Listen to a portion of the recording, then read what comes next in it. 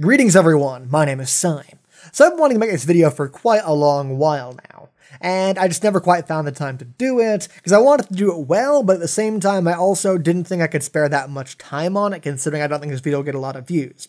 So as sort of a compromise to that, what I decided to do is I'm going to read this off sort of impromptu, very off the cuff, right? But at the same time, I also have a bit of a topic list I want to hit, some bullet points basically, to hopefully keep me on track even though I'm doing this live, because I am pretty bad at live things. So I'll put in some editing and whatnot, hopefully clean things up, so hopefully it won't be that different from what I usually do. So yeah, just give me a bit of a break in that regard. So, the video is about Blue Sky. Now, I mentioned this in the 10 More Things You Didn't Know About Portal video, and I got some comments about it basically asking me, hey, what was that book you hold up? What's Blue Sky? What's that all about? So I figured I'd make a video telling you guys about that. So, what is Blue Sky? Well, it is a ridiculously, good fan fiction written by a guy named Waffles. Now, first of all, where did I get the hard copy? Got quite a few questions asking me about that. The hard copy was something I did myself, because the fan fiction is based around Portal 2, right? I'll get into, explaining the plot in a bit, but the fan fiction is based around Portal 2, so obviously, you can't actually go out and buy a copy of it, because it's unofficial, not licensed by Valve. That'd be a massive, legal nightmare and shit, so you can't actually go do that, but what you can do is you can act upon your own initiative. You can take the PDF version of the fanfiction and then run it through a self-publishing website. That's basically what I did. I don't remember what site I used, but basically just Google search self-publishing site, throw the bluesky.pdf in there. You can find that with a Google search. Make sure everything looks right, give it a cover, and basically you have what I have right now. So that's how I got mine. So yeah, that's that. And by the way, a nice little bit of information on this, or a nice little bit of in-joking. On my copy of the thing, I made the spine myself in Illustrator, and it says Blue Sky. It has a little Aperture logo, and it says the author is W.A. Fells. Now, that's a lie, because the author's name is actually Waffles, but I love to show people this, and I love to tell them about it, because I think this book's fantastic. And I always hate having to go, oh yeah, it's written by a guy named Waffles, or a girl named Waffles, or what have you. Because that sounds just, oh yeah, this book that I love so much, it's written by someone named Waffles. That just sounds so completely unprofessional. So I decided, after a while of trying to convince friends to read it, I gave them the nickname W.A. Fells, because I figured that sounded much more like an author's name. So a little in-joke right there I thought you guys might appreciate. Anyway, so, what the hell is Blue Sky? Sai, what are you talking about? You've wasted 2 minutes of our time thus far. Please get on with the point. Okay, fair enough. So, the plot of Blue Sky could sound potentially stupid. So, the idea is it takes place after Portal 2. It's about 2 years after the end of Portal 2. And basically the entire story is a redemption arc for Wheatley.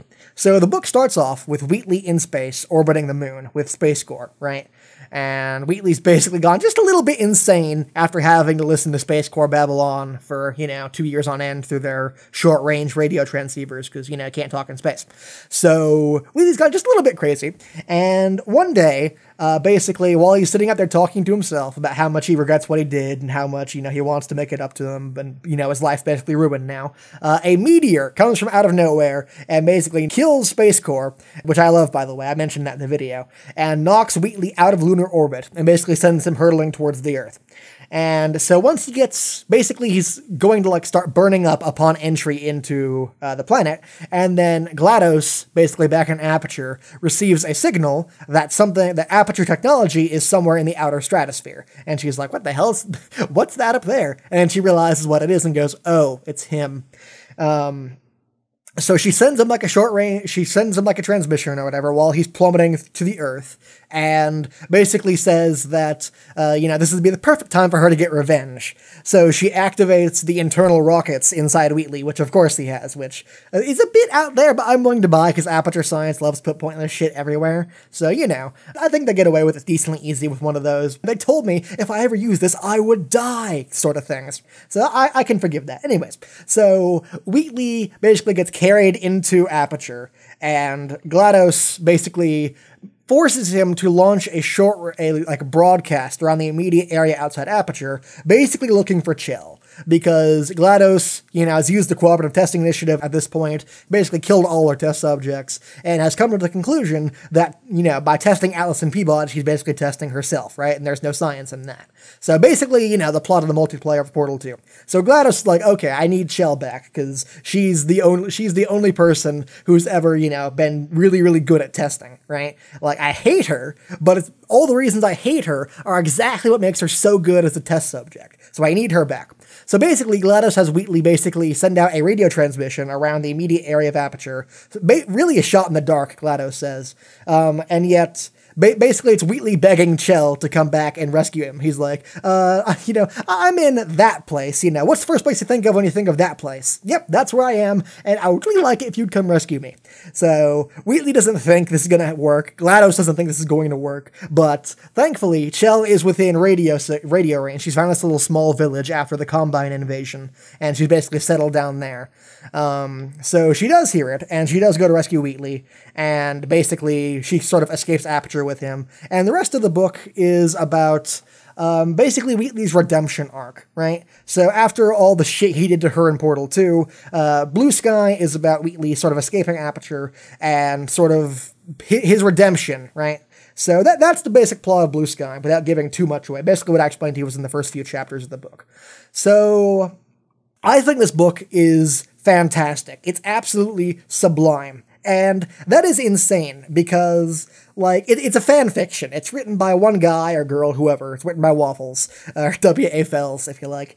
It's written by one person, and I think it's amazing. And that is so weird to me, because I've never been one to like fan fiction. Because, something that can instantly kill my enjoyment of, a fan fiction, or a fan-made novel, or a fan anything, is when an author has a character act contrary to how I think they would act, based on what I know about them through, whatever medium I've experienced them in. So, for example, I was browsing the Undertale stuff on Tumblr a while ago, and I saw a comic strip about Undyne, basically being a tsundere, and which, if you don't know anime terms, basically just means shy, sort of withheld, basically completely contrary to how I imagine Undyne acting on a daily basis. And that just completely threw me for a loop, took me right out of the universe the comic was trying to build, because I just cannot imagine Undyne acting that way. And that is not just a problem with that, it's a big problem with me in a lot of other stuff that I consume, a lot of other fan stuff,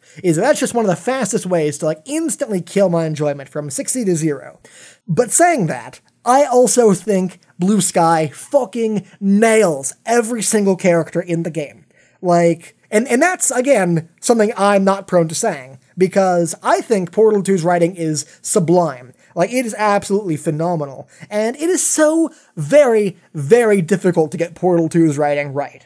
So let's give you an example of how sort of not complex, but stylized I think the Portal 2 writing is in the game. So, did you ever notice, when going through Portal 2, that none of the characters ever say each other's names? Now, for example, when I say that, I mean, GLaDOS never says Wheatley's name. GLaDOS never says, Wheatley, stop that, or Wheatley, come back, right? Wheatley never says GLaDOS's name. GLaDOS never says Chell's name. Chell, doesn't talk, right? Wheatley doesn't ever say GLaDOS's name, etc., etc. I think the only example you could sort of disprove with that, there are actually two, is Carolyn says Cave Johnson's name, and Cave Johnson says Carolyn's name, but they're human, so I don't think they count. And there's a deleted file an audio file of GLaDOS saying Chell's name at one point in the game. But that didn't actually make it into the game, so my point stands. Okay, so just to abate those comments before they even get started. They're probably already down there. So that's one of the little things that is really, really stylized with the Portal 2 writing. When GLaDOS doesn't say Wheatley, she says the little idiot, or the metal ball, right? And Wheatley doesn't ever say the name GLaDOS. He says her, or she. GLaDOS doesn't ever say Chell. GLaDOS says you, your, that kind of stuff. That's just one of the little tiny intricate pieces of Portal 2's writing that no one gets right. And it is so easy to tell if something adapting Portal was able to get the original writing team or not. Because that is it's a small thing to realize, but it takes me out of the thing very, very rapidly because of that. Now, for example, in the Lego Portal thing, the Lego Portal game that came out a while ago now, there is this scene right here. You must love science almost as much as me, which is good news because I've almost finished rebuilding the test chambers after Wheatley's incompetence. And that just sounds so completely wrong to me. That is my first clue they didn't get the Portal 2 writing staff back on to work on that, even though they got all the original voice actors. So keep in mind, that was enough for me to sort of instantly dislike the writing in that game. Now, I must admit, Lego Portal does have a lot of funny lines that do capture the spirit well enough, but at the same time, it's obvious to me they didn't get the original writing staff back because of that and a few other reasons, and that decreased my enjoyment of the game and the dialogue, I think, quite a bit. So I can be really, really nitpicky about this kind of stuff, is what I'm saying. So the fact that I'm advocating the fact that Blue Sky's writing is phenomenal, and they capture the characters' personalities to a fucking T, like, that should just tell you how fucking good the writing in this fan fiction is, right? And here's the thing. I think that this sounds insane to me. I cannot believe the words that are about to come out of my mouth, but I think the writing in Blue Sky, the fan fiction, might be better than the writing in Portal 2, the actual game the fanfiction is based on. Now, again, I know that sounds crazy, so let me, justify that a bit. So, for example, when I was playing through Portal 2, I had a bit of an issue with how GLaDOS was written in the second half of the game. Because, in my mind, GLaDOS was kind of on a slow burn towards the player for the first half of the game. Like, you killed her, you wake her up, and she's basically content to torture you forever in Aperture. And she's being very, it's... Her personality is that of, seething rage held back by, a mask of, civility, right? And the need for testing. But at the same time, the minute you're not useful to her anymore, she'll just fucking kill you on the spot. And that's if you're lucky, right? So if you're not lucky, she'll put you in a robot and, make you part of the walls or something. So, that is the sort of character idea I got from GLaDOS, She's the master of Aperture. She is, the god of that universe, right? She says, let there be light, and there is light. She says, let's build this, and that happens. She has never once had anything in Aperture say no to her. And if something did say no to her, that thing wouldn't be living for very long after that. GLaDOS is the kind who, she's on a very short wire. The minute you piss her off in the slightest way, and if you're not necessary anymore, she will kill your ass and replace you with someone who does listen to her. So that's the sort of character vibe I got from GLaDOS. Now, you take that sort of character with god complexes coming out the wazoo, and you put her inside a potato.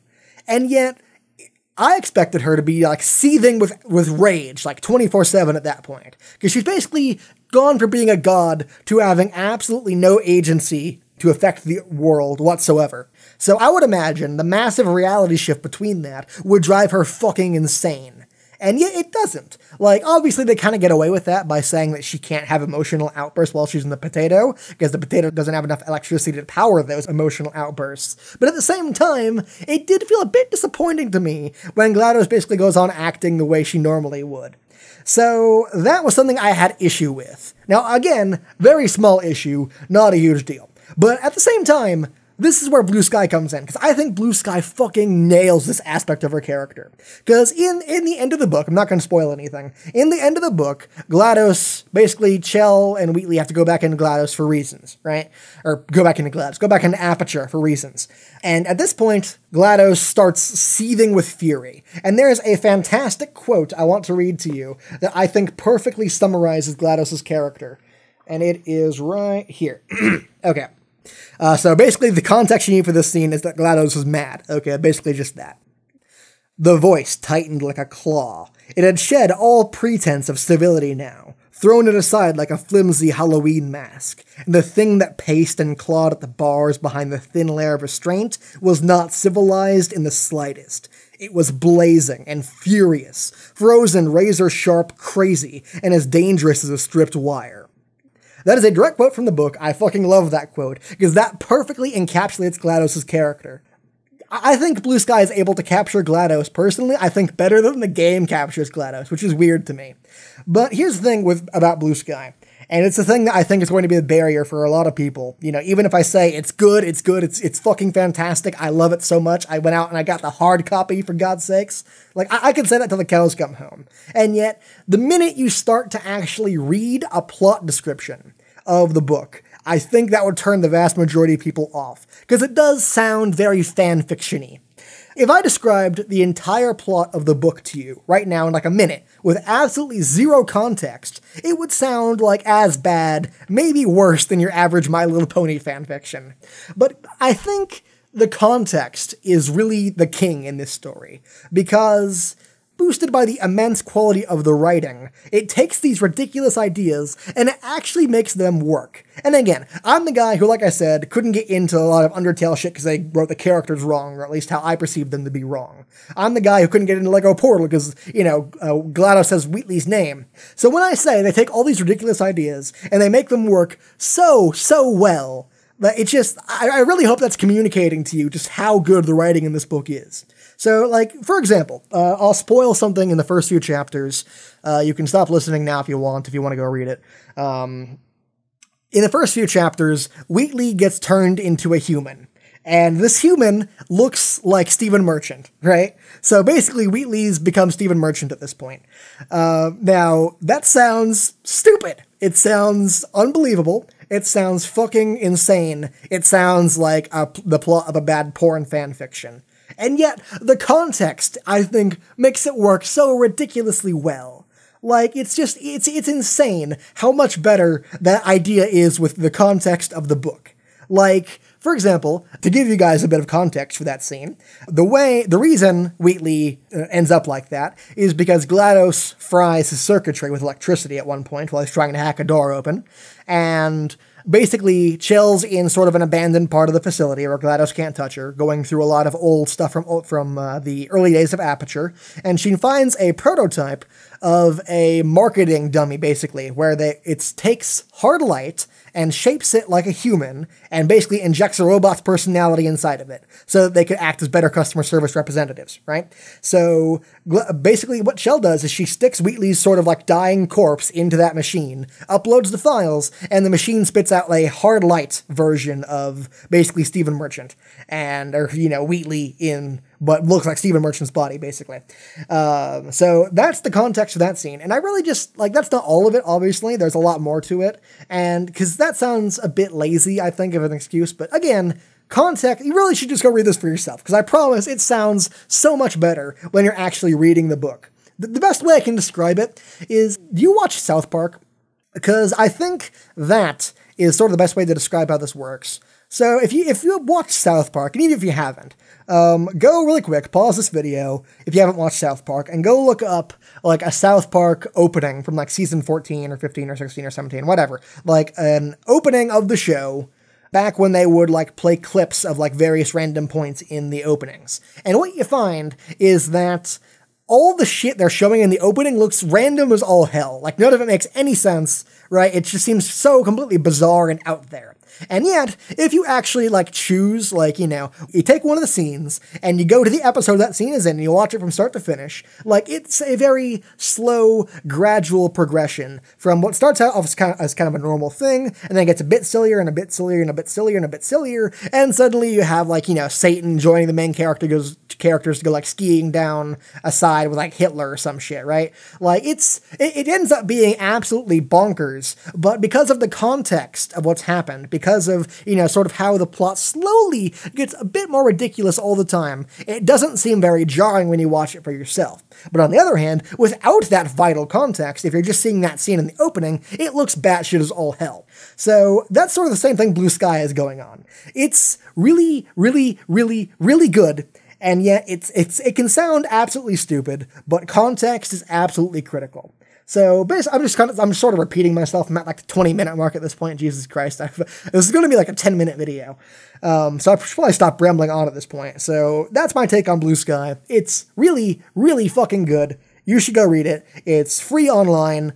If you Google search Blue Sky fanfiction, you can read it for free. It'll be the first Google result.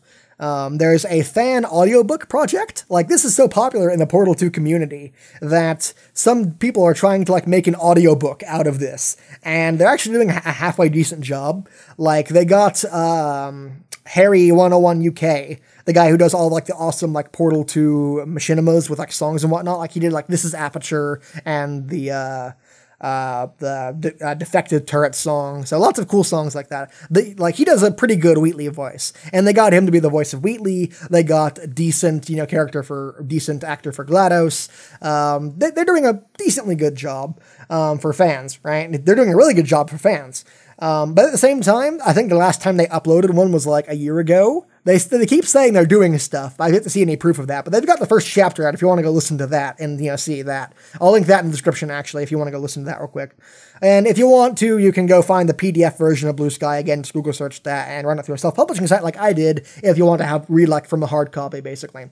But yeah, so that's Blue Sky. I think it's absolutely fucking amazing, and I highly, highly, highly recommend you go read it, because I love it. So I think that's about it. I don't want to repeat myself anymore. So yeah, if you're able to listen this far, I just want to say thank you for listening to my rambling, my off-the-cuff ramblings. And I hope you liked Blue Sky. If you do, please tell me in the comments, because I want to know that I'm not alone. I want to know that I'm not crazy for thinking this fan fiction written by one person is like the best thing ever, right?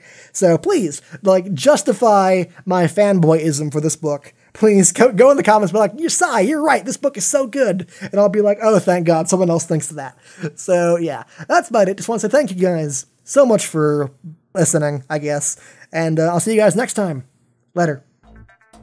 Special thanks to my Patreon patrons, Matt Flowers, Von Sky, Isaiah Christo, Craig McClure, and Merrick Freeshow for helping support my endeavors.